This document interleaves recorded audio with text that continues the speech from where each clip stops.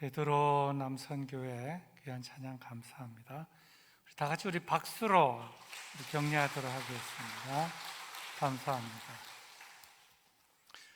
사실 좀 걱정을 했습니다. 요즘 뉴스가 자꾸 확진자가 많아지고 그래서 발걸음이 무겁고 또 오시려고 하다가 주저앉은 분들이 또 들어 있으리라 이런 염려도 많이 했습니다만은 역시 베드로는 베드로입니다. 그렇게 나와야죠. 뚫고 나오는 건 참 감사한 일입니다. 성경 안에는 다양한 사건, 다양한 이야기들이 많이 기록이 되어 있습니다. 좋은 일만 기록되어 있는 것이 아니고 나쁜 일도 기록이 되어 있고 좀 표현하기도 그렇습니다만은 지저분한 내용도 여기 있습니다. 책방에 가면 잘 팔리는 그 베스트셀러 이 소설이나 이 책들을 보면 거기에 보면은 희로애락도 있고 좋은 일, 나쁜 일, 스릴이 넘치는 일, 영화도 보면 다양하게 돼 있잖아요. 성경 안에도 그런 일들이 다 있습니다. 세상 사람들이 왜 그렇게 자극적이고 폭력적이고 거짓말도 많이 하고 싸우고 속이고 그런 영화를 좋아하느냐? 그런 거 없이 그냥 이렇게 만나가지고 밥 먹고 재미있게 이래 하면은 싱겁고 재미없다 그러고 막 폭력적이고 막 그런 거 너무 좋아해요. 어떤 분이 그런 얘기를 했습니다. 인간이 그러니까 유유상종이라고, 인간이 죄와 악으로 가득했으니까 그거를 좋아한다는 거죠. 폭력적이고 자극적이고 때로는 저질스럽고. 근데 우리 교인들은 그런 걸 좋아하지 않습니다. 우리 교인들은 성경을 좋아합니다. 근데 여러분 보세요. 성경 안에도 그런 내용들이 많이 들어 있습니다. 형제간에 싸우고 형제간에 살인하고 또 간음하는 일도 있고 여러 일들이 많아요. 그 영화의 소재가 될 만한, 베스트셀러의 소재가 될 만한 그런 내용들이 많이 있습니다. 근데 왜 세상 사람들은 이 성경 안에 있는 내용을 싫어할까요? 성경 있는 걸. 여러분 그런 생각 안 해보셨습니까? 저는 가끔씩 해봅니다. 왜 세상 사람들은 사실은 이 성경 안에 있는 내용이나 책방에서 베스트셀러 내용이나 소재는 똑같아요. 근데 성경은 그걸 소개하고만 끝나는 것이 아니라 그것에 대한 해석을 달고 있습니다. 하나님의 처방, 신앙적인 처방, 그렇게 막 살고 지저분하게 살고 하면 하나님으로부터 심판과 저주를 받는다. 그렇게 살면 안 된다 하는 겁니다. 그렇게 막 죽이고 간음하고 남 속이고 엉망진창으로 살았는데 잘 먹고 잘 살았더라. 그것은 성경에 없어요. 이 세상에 있는 소설책에는 그런 게 있었는지 모르죠. 그리고 세상 사람들은 그걸 좋아하는 겁니다. 근데 우리 하나님을 믿는 하나님의 백성 그리스도인들은 그런 소설, 그런 영화를 좋아해서는 안 되는 거예요. 물들고 거기에 함몰되고 빠지고 그렇게 되는 것입니다. 오늘 이 내용도 마찬가지입니다.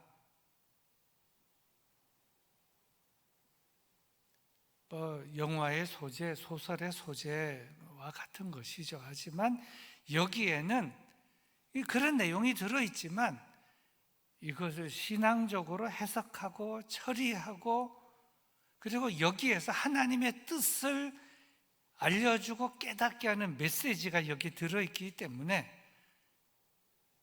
세상적인 소설과 다르고 세상의 영화와 다르다 하는 것입니다. 이스라엘 백성들이 오랫동안 애굽에서 이집트에서 종살이를 하다가 430년 동안 하나님의 크신 자비와 긍휼과 은총으로 모세를 예비해서 모세를 통해서 출애굽을 하고 홍해를 건너고 광야 길로 나오고, 그리고 저들이 광야에서 오랫동안 단련을 받아서 요단강을 건너고, 그리고 여리고 성을 믿음으로 돌면서 저들이 싸우지 않고 여리고 성을 접수한 것입니다. 그리고 여리고 성을 그렇게 총칼 없이 접수하고 나서 무너지는 것을 보고 난 다음에 저들이 아이성을 이제 무너뜨리려고 그 여세를 몰아서 이제 공격을 했는데 예상치 못한 일이 일어났다는 것입니다. 말하자면 대패했다는 것이죠. 이때까지 홍해도 건너고 요단강도 건너고 여리고성도 정말 쉽게 이기고, 아이성은 여리고성에 비하면 아무것도 아닌데 이 아이성을 공략하는 데 있어서 그냥 완전히 대패를 했다. 오늘 이 내용이 이제 그것입니다. 그렇다면 왜 이런 일이 발생했는가? 아이성 공략의 실패의 그 원인이 무엇인가? 오늘 우리들에게 알려주는 중요한 메시지들이 이 안에 들어 있습니다. 첫째는 탐욕과 범죄 때문에 실패했다는 것입니다. 1절 말씀입니다. 1절. 이스라엘 자손들이 온전히 바친 물건으로 말미암아 범죄하였으니 이는 유다 지파 세라의 증손 삽디의 손자 갈미의 아들 아간이 온전히 바친 물건을 가졌음이라 여호와께서 이스라엘 자손들에게 진노하시니라. 여기에 중요한 단어가 등장하는데 범죄 나오고, 그 다음에 나오는 내용이 온전히 바친 물건. 온전히 바친 물건이라는 이 단어는 조금 이렇게 완전한 단어가 아니고 수고처럼 되어 있습니다만은, 온전히 바친 물건, 이것은 1절부터 오늘 본문 13절까지 여러 번 반복해서 등장하고, 13절뿐만 아니라 그 이후에도 14절부터 그 뒤에도 온전히 바칠 물건, 온전히 바친 물건, 온전히 바친 물건이라는 것이 계속 등장하고 있는데, 온전히 바친 물건이란 무엇이냐? 이거를 먼저 해석을 하고 넘어가야 됩니다. 근데 여기는 온전히 바친 물건 이렇게 되어 있는데, 이 온전히 바친 물건은 세번역 성경에는 진멸시켜서, 저들을 공략해서 진멸시켜서 주님께 바쳐야 할 물건이다. 주님께 바쳐야 할 물건이다. 그리고 이거를 개역 성경에서는 바친 물건 되어 있는데, 현대인의 성경이 제일 번역을 잘 되어 있습니다. 이해하기 쉽게.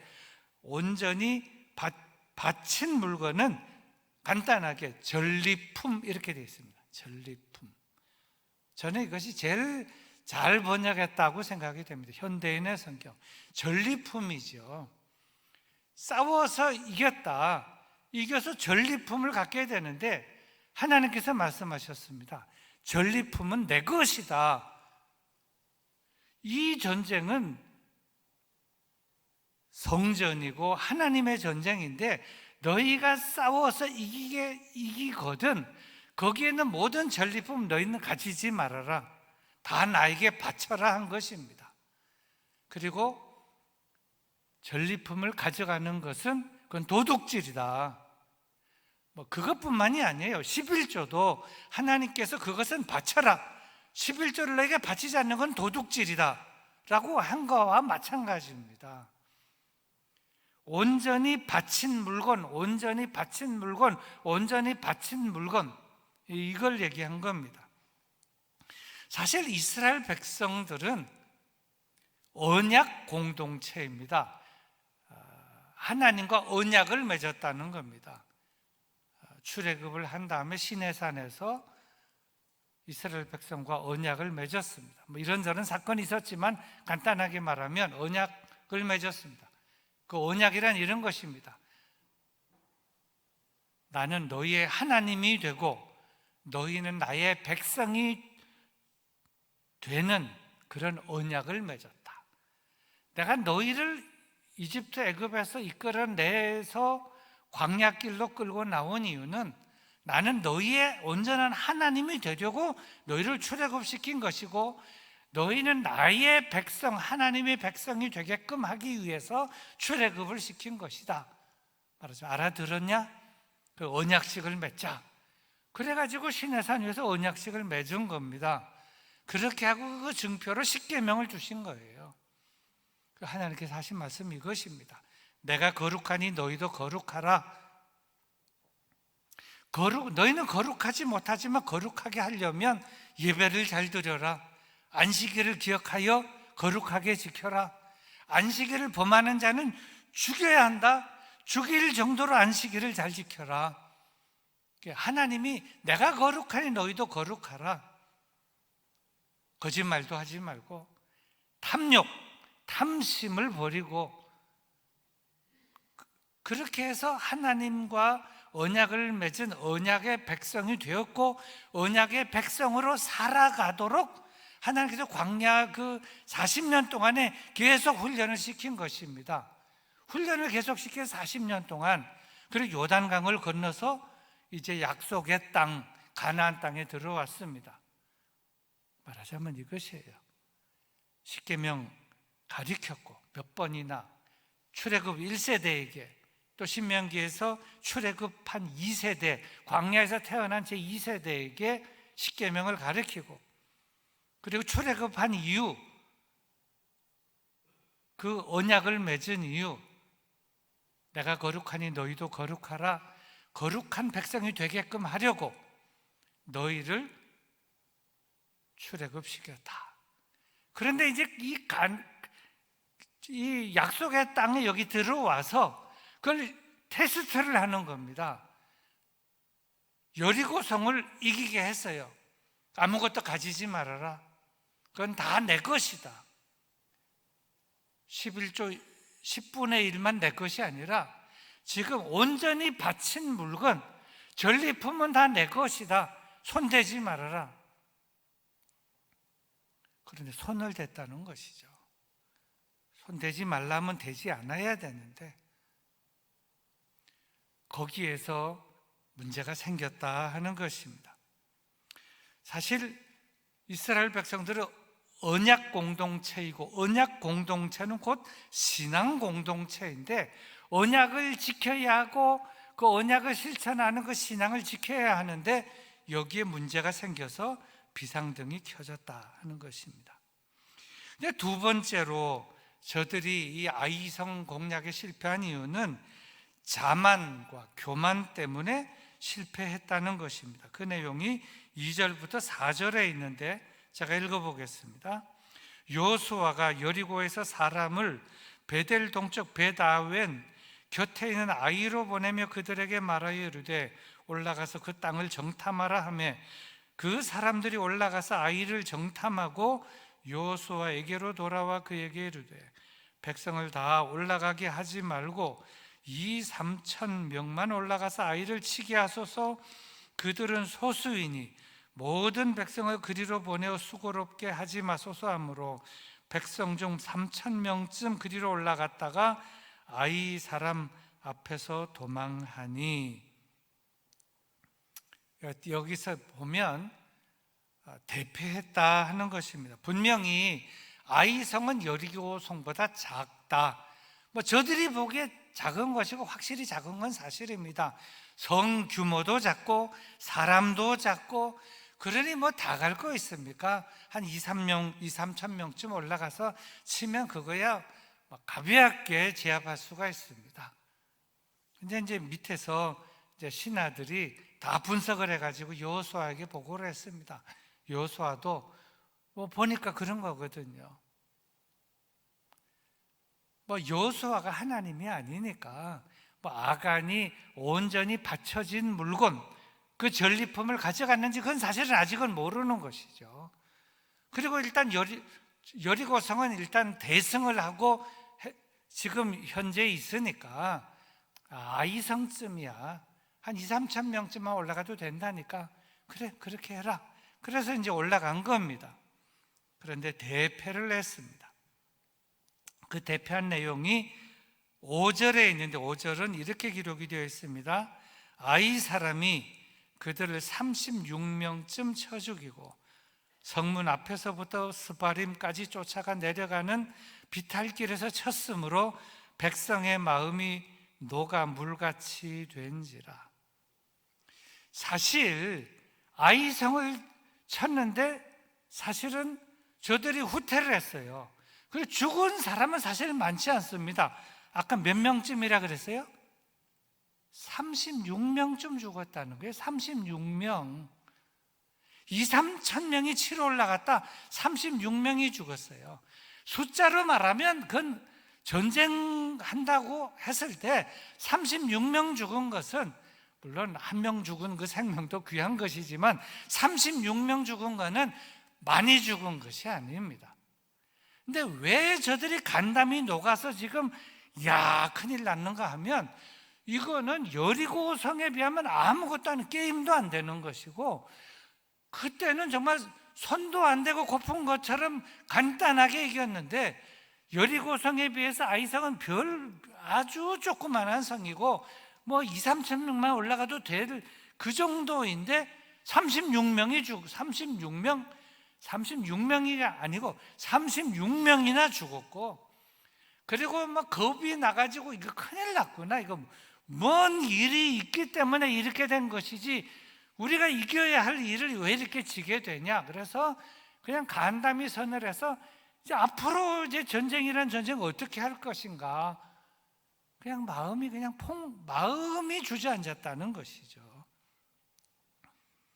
자, 그렇다면 우리가 생각하게 되는 것은 여리고성을 이긴 다음에 이 아이성을 치게 됐을 때 무엇이 문제였느냐? 자기도 모르는 사이에 교만한 마음이 들어갔다. 교만한 마음이. 그래서 이제 이거는 누구나 다 가질 수 있는 거. 우리가 언제나 조심해야 됩니다. 어려울 때는 다 자기를 돌아보지만 탁 해서 잘 되고 그 다음에 탁 해서 잘 되고 그 다음에 탁 해서 잘 되면 그 다음에 점점 목이 올라가고 목에 기부스를 하고 목소리도 아주 건방진 목소리가 나오고 막 말이 반말이 나오고 막 이렇게 되는 거예요. 자기도 모르는 사이에 손대는 것마다 잘 되고 하는 것마다 잘 되고 돈도 벌고 성공하고 딱딱딱딱 되면 다음에는 내가 하라는 대로 해. 이렇게 나오는 거예요. 그냥 아주 폼 잡고 이렇게 되는 거예요. 말하자면 요수아도 지금 약간 그렇게 된 겁니다. 총지휘자로서 힘이 들어가게 되겠죠. 뭐 그렇게 들어간 것이라고 봐집니다. 우리도 다 그 위치에 있으면 그렇게 됐을 거예요. 그 결정적으로 무엇을 하느냐? 전에는 여리고성 크고 뭐 성벽도 두껍고 주여 어떻게 하겠습니까? 뭐 그러니까 뭐 하나님께서 돌아라 뭐 돌기만 해라 마지막 날은 어떻게 해라 기도하고 그랬더니 하나님이 말씀하셔가지고 네 그렇게 하겠습니다 이래가지고 그거를 다 해놓고 이제 아이성 앞에서는 이제 약간 이래서 저 아이성은 좀 쪼매나니까 어떻게 하면 좋겠나 잘 알아보고 분석해라.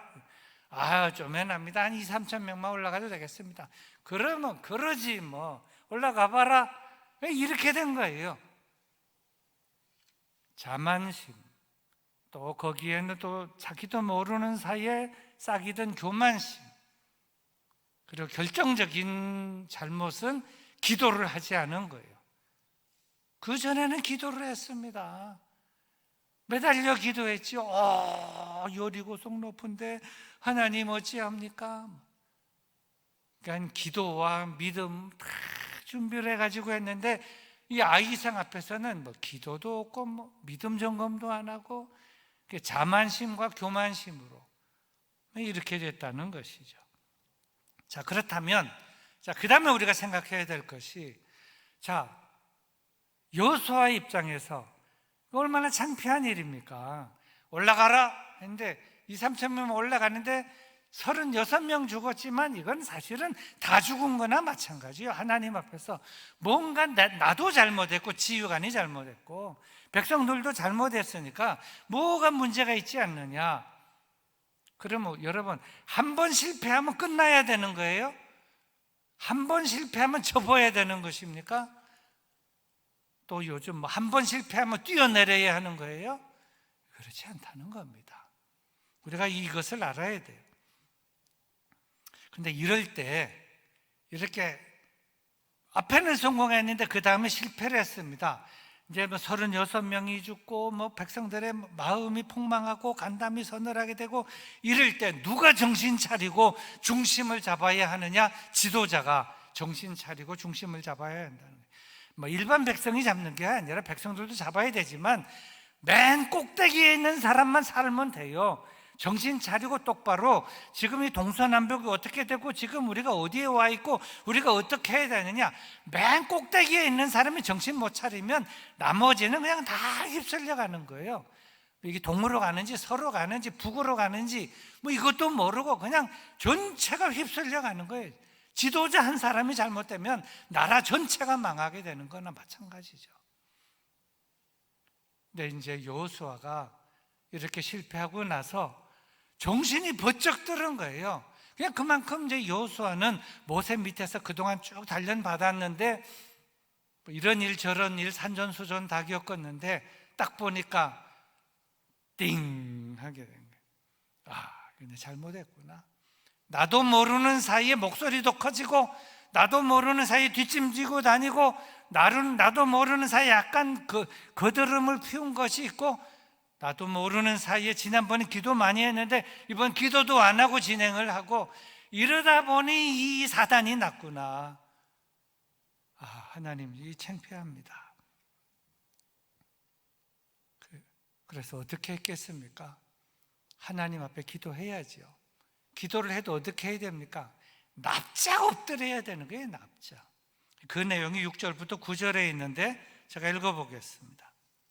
여호수아가 옷을 찢고 이스라엘 장로들과 함께 여호와의 궤 앞에서 땅에 엎드려 머리에 티끌을 뒤집어 쓰고 저물도록 있다가 이르되 슬프도소이다. 주 여호와여, 어찌하여 이 백성을 인도하여 요단을 건너게 하시고 우리를 아모리 사람의 손에 넘겨 멸망시키려 하셨나이까. 우리가 요단 저쪽을 만족하게 여겨 거주하였다면 좋을 뻔하였나이다. 주여, 이스라엘이 그의 원수들 앞에서 돌아섰으니 내가 무슨 말을 하오리까? 가나안 사람과 이 땅의 모든 사람들이 듣고 우리를 둘러싸고 우리 이름을 세상에서 끊으리니 주의 크신 이름을 위하여 어떻게 하시려 하나이까 하니. 여호수아가 혼자서만 기도한 것이 아닙니다. 아, 이거 나도 잘못했지만 우리 지도자 그룹이 다 잘못했다. 그래서 장로님들 다 나오세요. 우리 다 같이 기도합시다. 다 땅에 엎드립시다. 납작 엎드려서 기도해야 됩니다. 그 말입니다. 이스라엘 장로들과 함께 여호와의 궤 앞에 땅에 엎드려 머리에 티끌을 뒤집어 쓰고 저물도록 있다가 거기서 무슨 기도를 했겠습니까? 하나님, 잘못했습니다. 제 잘못입니다. 우리의 이 실패는 나의 지도력의 문제입니다. 그리고 장로들은 또 뭐라고 기도했겠습니까? 가슴을 치면서 다 내 잘못입니다. 여호수아는 여호수아대로 내 잘못입니다. 장로들은 장로들대로 내 잘못입니다. 그리고 사실 하나님은 그걸 보시기 원하셨다고 봅니다. 핑계를 대지 않고 지도자다운 책임적인 자세를 보이는 걸 하나님이 원하셨는데 그렇게 나가니까 하나님께서 대답을 하시고 응답을 하신 것입니다. 그것이 10절부터 12절의 내용입니다. 제가 읽어봅니다. 여호와께서 여호수아에게 이르시되 일어나라, 어찌하여 이렇게 엎드렸느냐. 이스라엘이 범죄하여 내가 그들에게 명령한 나의 언약을 어겼으며, 너희는 언약의 백성인데 언약을 어겼다. 또한 그들이 온전히 바칠 물건 전리품을 가져가고 도둑질하며 속이고 그것을 그들의 물건들 가운데에 두었느니라. 섞어서 전리품인지 아닌지 모르게 헷갈리게 만들었다는 겁니다. 그러므로 이스라엘 자손들이 그들의 원수 앞에 능히 맞서지 못하고 그 앞에서 돌아섰나니 이는 그들도 온전히 바친 것이 됨이라. 그 온전히 바친 물건을 너희 중에서 멸하지 아니하면 내가 다시는 너희와 함께 있지 아니하리라. 여호수아가 총지도자, 총책임자가 하나님 앞에 납작 먼저 엎드려 기도하고 백성의 지도자들, 장로들도 다 같이 엎드려서 얼굴을 땅에 대고 코를 땅에 대고 코를 땅에 박고 다 회개하고 기도했더니 하나님께서 실패의 원인, 그리고 향후의 대책, 그리고 응답 이후에 어떻게 해야 될 것인가 하는 것에 대한 여러 가지를 말씀해 주셨다는 것입니다. 이유는 범죄 때문이다. 전리품을 누가 가져갔다. 전리품을 가져가서 자기 물건 사이에 적당히 섞어가지고 헷갈리게 만들어놨다. 이게 전리품인지 아닌지. 원래 도둑질하는 사람이 그렇지요. 딱 요거는 도둑질한 거다 이렇게 안 보이게 자기 거하고 이렇게 같이 이렇게 섞어가지고 뭔지 모르게. 야간이 머리가 좋은 거죠. 그렇게 했다. 온전히 바친 물건을 갖다가 섞어 놓았다. 하나님의 처방입니다. 온전히 바친 물건, 그것을 제해라. 거기서 발본색원을 해가지고 그걸 완전히 없애라. 온전히 바친 물건은 바쳐야 하는 것이지 왜 그것이 너희 중에 있냐? 왜 도둑질을 했느냐? 그리고 그것만 해결하면 내가 너희와 함께 할 것이고, 이 문제를 해결하지 못하면 너희는 언약의 백성이고 거룩한 백성인데 나는 너희와 함께 하지 않겠다. 이것을 말씀하셨습니다. 자, 이제 이걸 말씀을 들었습니다. 자, 아까도 실패를 제가 말씀을 드렸는데, 실패를 어떻게 생각하느냐? 나는 한 번도 실패한 경험이 없다. 그거 자랑할 건 아닙니다. 사람은 실패할 수도 있어요. 실수할 수도 있습니다. 중요한 것은 그 실수와 실패를, 그 원인을 깨닫고 그리고 다시는 실수와 실패하지 않겠다 하는 그러한 그 깨달음을 가지고 그걸 자신에게 유익하게 받아들이면 그게 자신의 자산이 되는 것인데, 내가 어떻게 나처럼 똑똑한 사람이, 나처럼 이때까지 완벽한 사람이, 한 번도 실수를 안 하고 실패한 사람이 이렇게 실수하고 실패하나? 그냥 죽어야 되겠다, 나는 그냥 떠나야 되겠다, 나는 뭐 어째야 되겠다. 이것도 교만인 거예요. 사람은 실수할 수도 있고 실패할 수도 있다. 그리고 실수와 실패, 그거는 삶의 연속선상의 하나의 과정일 수도 있다. 근데 그걸 어떻게 받아들이고 해석을 하고 그 문제를 해결하느냐, 그걸 딛고 일어서서 나아가느냐, 이 점이 중요한 것이고, 하나님은 그것을 보기를 원하신다 하는 것인데, 여호수아와 이스라엘 백성들은 실패를 디딤돌로 딛고 일어서게 되었다. 그리고 다시는 실패하지 않는 백성으로 일어서게 되었다 하는 것입니다. 그 다음 중요한 말씀, 가르침이 있는데 13절의 말씀입니다. 13절입니다. 너는 일어나서 백성을 거룩하게 하여 이르기를, 너희는 내일을 위하여 스스로 거룩하게 하라.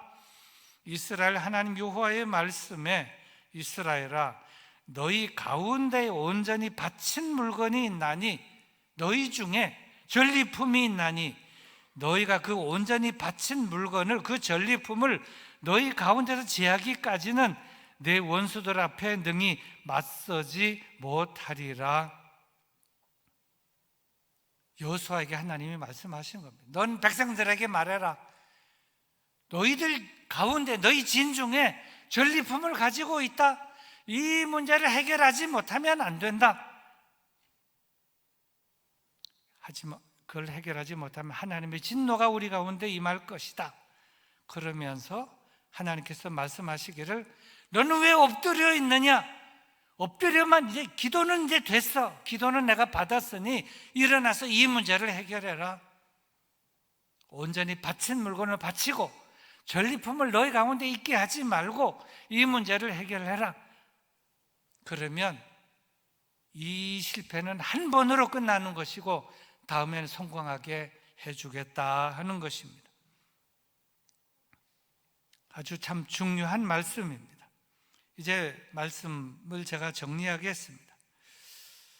이 말씀을 오늘 설교하는 이유는 이제 전반기 금년 2021년 6개월을 살았습니다.